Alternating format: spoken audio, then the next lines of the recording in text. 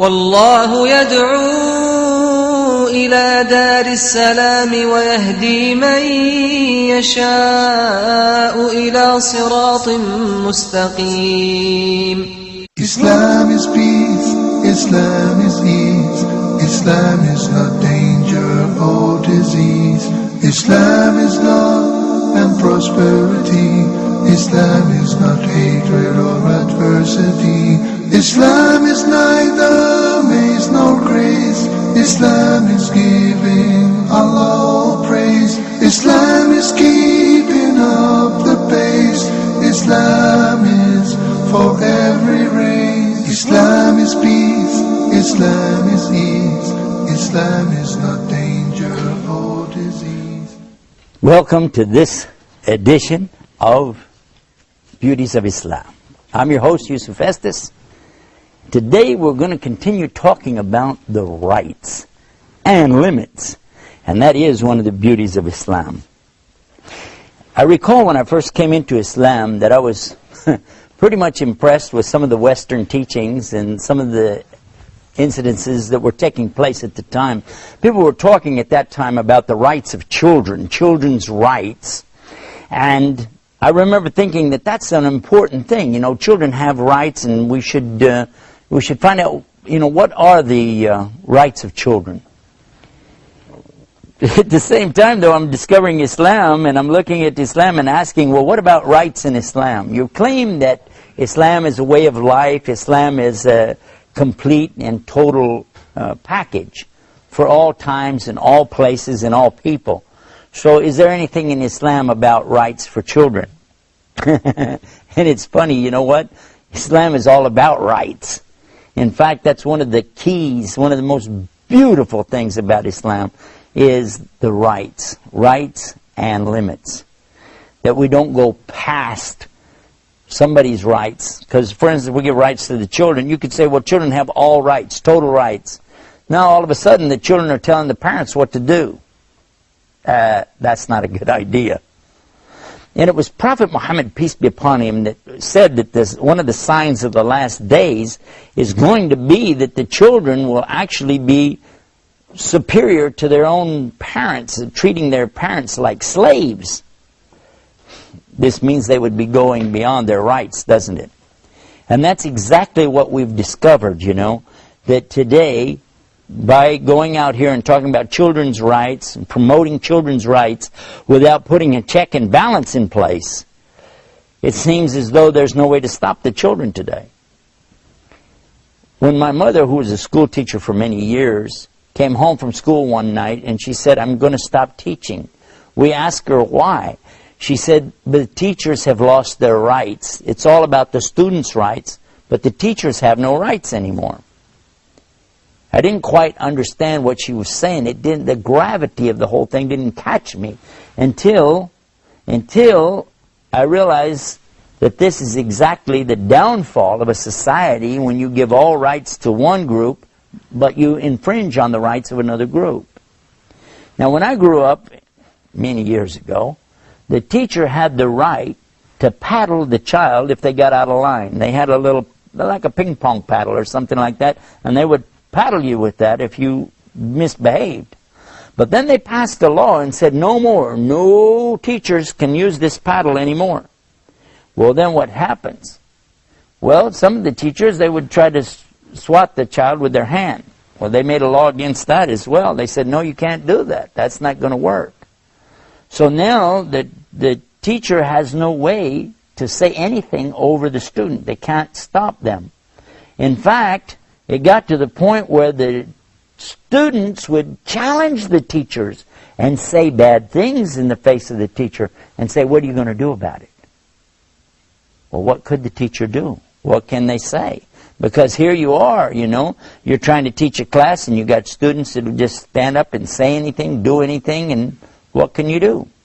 It got to the point where some of the students were actually striking the teachers.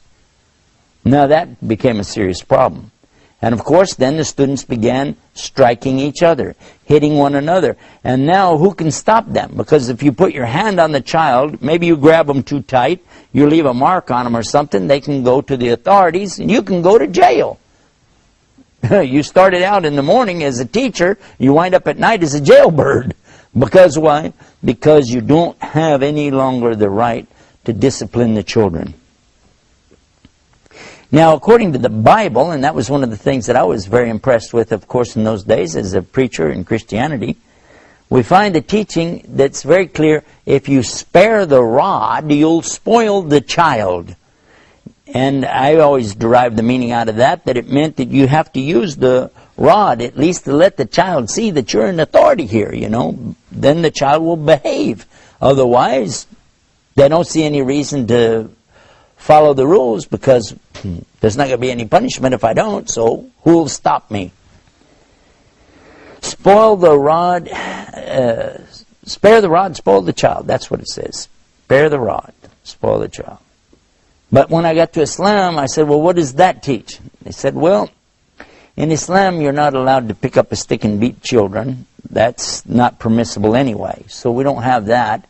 But we do have the thing where we teach the children from early on the proper respect for authority.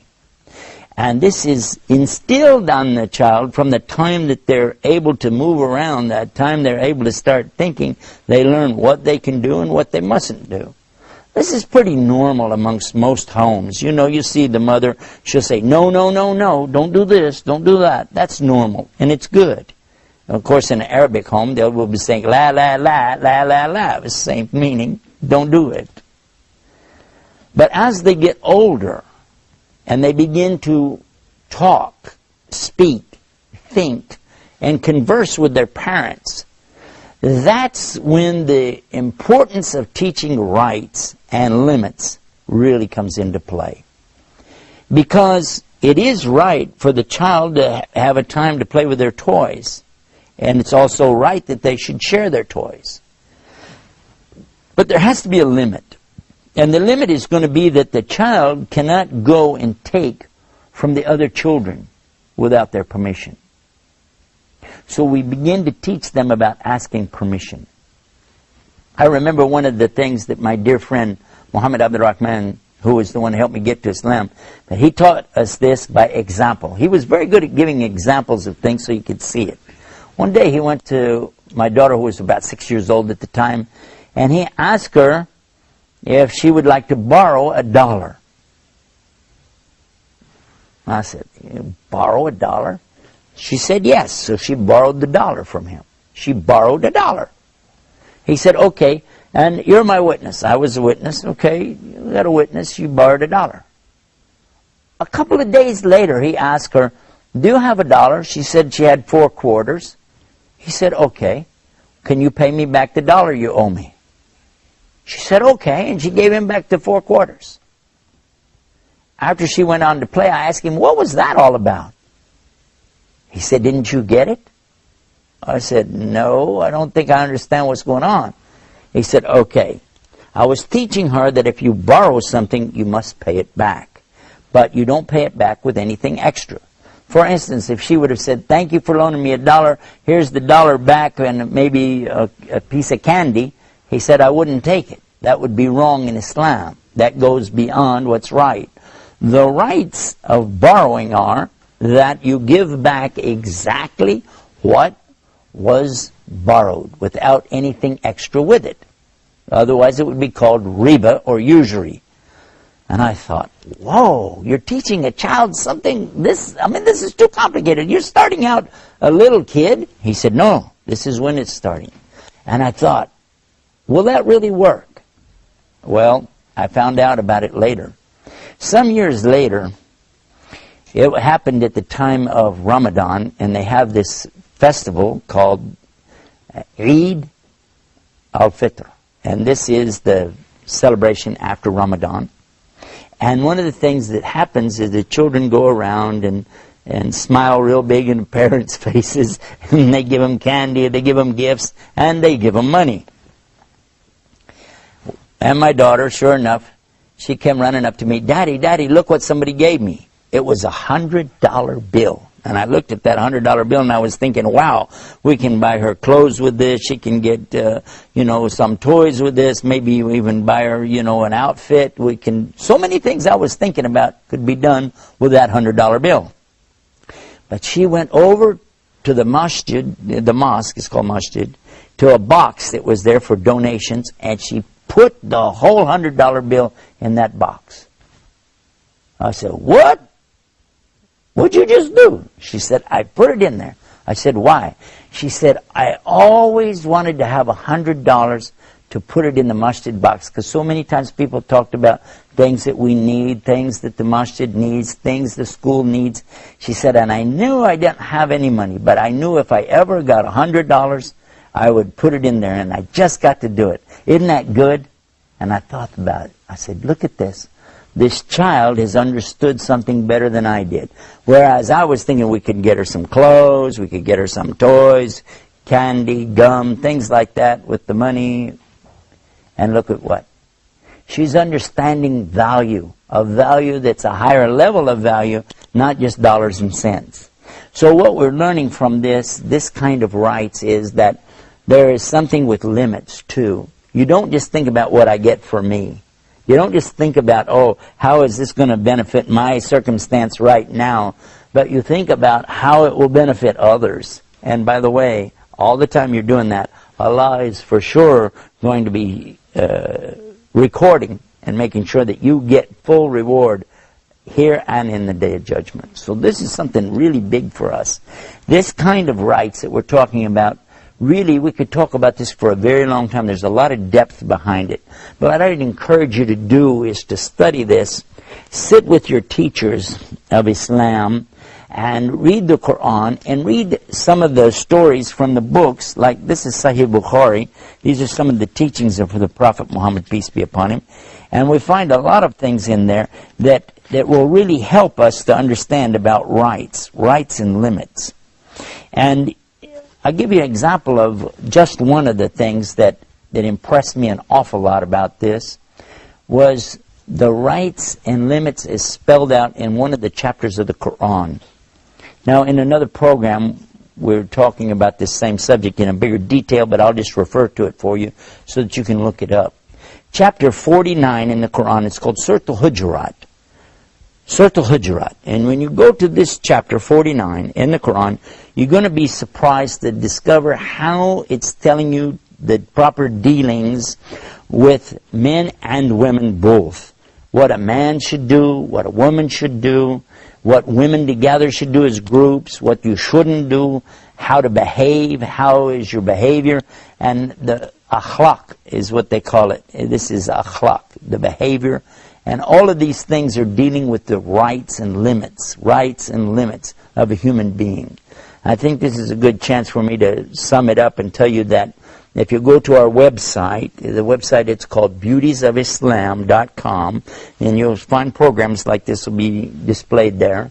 And you'll get a chance also to find our other links that will take you to the Quran and the teachings of Muhammad.